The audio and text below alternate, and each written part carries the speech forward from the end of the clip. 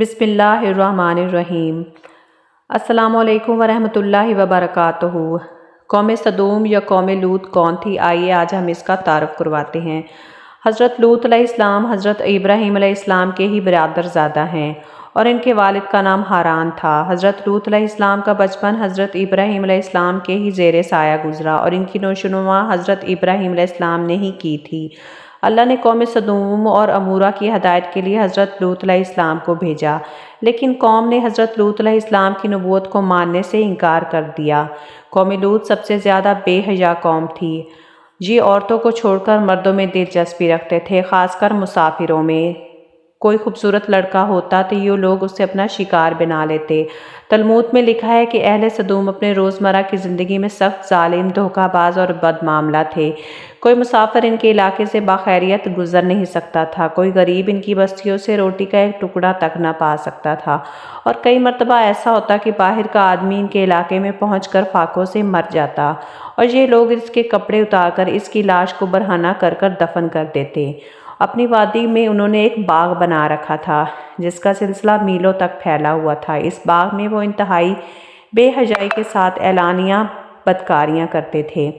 حضرت لوط علیہ السلام نے انہیں توحید کی دعوت دی اور بدکاری کے اس گھنونے عمل سے توبہ کرنے کا حکم دیا۔ حضرت لوط علیہ السلام نے کہا کہ تم یہ سب کیوں کرتے ہو کہ تم عورتوں کو چھوڑ کر لذت حاصل کرنے کے لیے مردوں کی طرف مائل ہوتے ہو۔ حقیقت یہ ہے کہ تم لوگ احمق لوگ ہو۔ حضرت لوط علیہ السلام اہل سدوم کو دن رات وعظ اور نصیحت کیا، لیکن اس قوم پر اس کا کوئی اثر نہ ہوا، بلکہ وہ بد نصیب بہت فخریہ انداز میں یہ کام کرتے۔ انہیں حضرت لوط علیہ السلام کا سمجھانا بھی بہت برا لگتا، لہٰذا انہوں نے صاف صاف کہہ دیا کہ اگر تم ہمیں اسی طرح برا بھلا کہتے رہے اور ہمارے کاموں میں مداخلت کرتے رہے تو ہم تمہیں اپنے شہر سے نکال دیں گے۔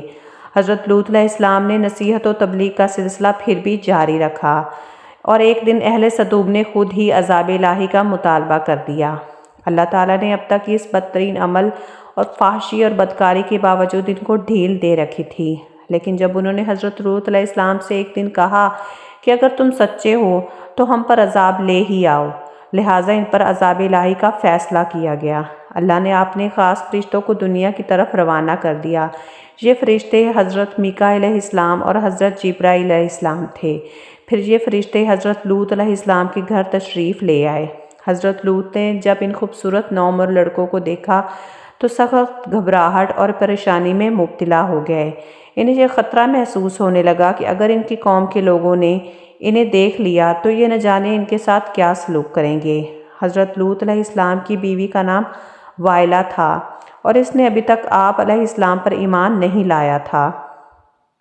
وہ دراصل ایک منافقہ تھی اور وہ کافروں کے ساتھ ملی ہوئی تھی، لہٰذا اس نے جا کر اہل سدوم کو یہ خبر دے دی کہ لوط کے گھر دو نوجوان لڑکے مہمان آئے ہوئے ہیں۔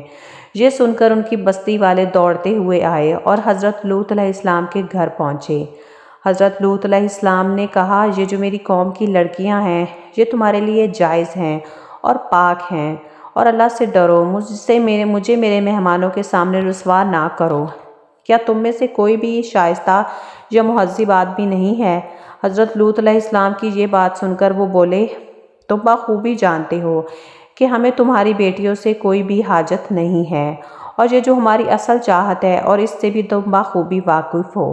قوم لوط کے اس شرمسار جواب سے اندازہ لگایا جا سکتا ہے کہ وہ فعل بد میں کس حد تک مبتلا ہو چکے تھے۔ جب حضرت لوط علیہ السلام کی قوم نے ان کے گھر کی طرف دوڑتی ہوئی آئی تو حضرت لوط علیہ السلام نے گھر کے دروازے بند کر دیے اور ان نوجوانوں کو ایک کمرے میں چھپا دیا۔ ان بدکار لوگوں نے آپ کے گھر کا گھیراؤ کیا ہوا تھا اور ان میں سے کچھ گھر کی دیوار پر بھی چڑھنے کی کوشش کر رہے تھے۔ حضرت لوط علیہ السلام نے اپنے مہمانوں کی عزت کے خیال سے سب سے زیادہ گھبرائے ہوئے تھے۔ فرشتے یہ سب دیکھ رہے تھے اور انہوں نے حضرت لوط علیہ السلام کی بے بسی اور پریشانی کا یہ عالم دیکھا تو حقیقت سے پردہ اٹھاتے ہوئے یوں فرمایا کہ اے لوط، ہم تمہارے رب کے بھیجے ہوئے فرشتے ہیں، یہ لوگ ہرگز تم تک نہیں پہنچ سکیں گے۔ ابھی کچھ رات باقی ہے تو آپ اپنے گھر والوں کو لے کر چل دو، اور اگر تم میں سے کوئی شخص پیچھے مڑ کر نہ دیکھے۔ اہل سدوم حضرت لوط علیہ السلام کے گھر کا دروازہ توڑنے پر باضد تھے اور حضرت جبرائیل علیہ السلام نے گھر سے باہر نکل کر اپنے پر کا ایک کونا انہیں مارا، جس سے ان کی آنکھوں کے ڈیلے باہر نکلا اور ان کی بصارت ظاہر ہو گئی۔ یہ خاص عذاب ان لوگوں کو پہنچا جو حضرت لوط علیہ السلام کے پاس بدنیتی سے آئے تھے۔ حضرت لوط علیہ السلام حقیقت حال جان کر مطمئن ہو گئے اور اپنے گھر والوں کے ساتھ رات کو ہی نکل کھڑے ہوئے، لیکن پھر بھی ان کی بیوی ان کے ساتھ نہ تھی، لیکن کچھ دور جا کر وہ واپس اپنے قوم کی طرف پلٹ گئی اور قوم کے ساتھ ہی جہنم وصل ہو گئی۔ صبح کو آغاز ہوا تو اللہ کے حکم سے حضرت جبرائیل نے بستی کو اوپر سے اکھاڑ دیا اور پھر اپنے بازو پر رکھ کر آسمان پر چڑھ گئے، یہاں تک کہ آسمان والوں نے بستی کے کتے کے بھونکنے اور مرغے کے بولنے کی آوازیں بھی سنیں۔ پھر بستی کو زمین پر دے مارا، جس کے بعد ان پر پتھروں کی بارش ہوئی۔ ہر پتھر پر مرنے والے کا نام لکھا ہوا تھا۔ جب یہ پتھر ان کو لگتے تو ان کے سر پاش پاش ہو جاتے۔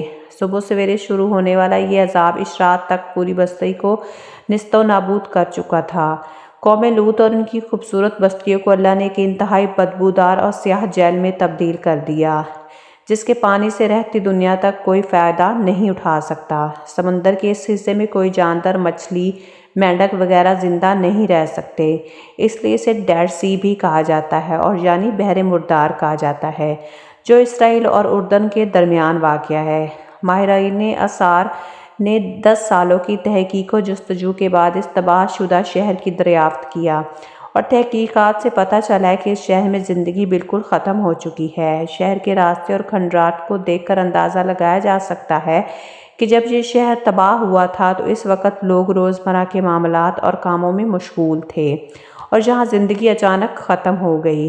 اہل سدوم جنہیں پتھر بنا دیا گیا تھا، ان کے بت ابھی تک بحر مردار کے پاس موجود ہیں، جو لوگوں کے لیے ایک عبرت ہیں، اور آج یورپی ممالک میں انسانی آزادی کے نام پر اس بدکاری کی اجازت دے دی جاتی ہے اور اس فاحش عمل کو باعث فخر سمجھا جاتا ہے۔ روایتوں کے مطابق ایک مرتبہ حضرت سلیمان علیہ السلام نے شیطان سے پوچھا کہ اللہ کے نزدیک سب سے بدترین عمل کیا ہے؟ تو ابلیس بولا، جب مرد مرد سے بدفعلی کرے یا پھر عورت عورت سے بدفعلی کرے، اور آج یورپین کنٹریز میں یہ بڑا فخریہ کیا جاتا ہے، جو کہ بہت ہی بدفعلی اور فحشی کا عمل ہے۔ اللہ پاک ہمیں ان سب سے محفوظ رکھے۔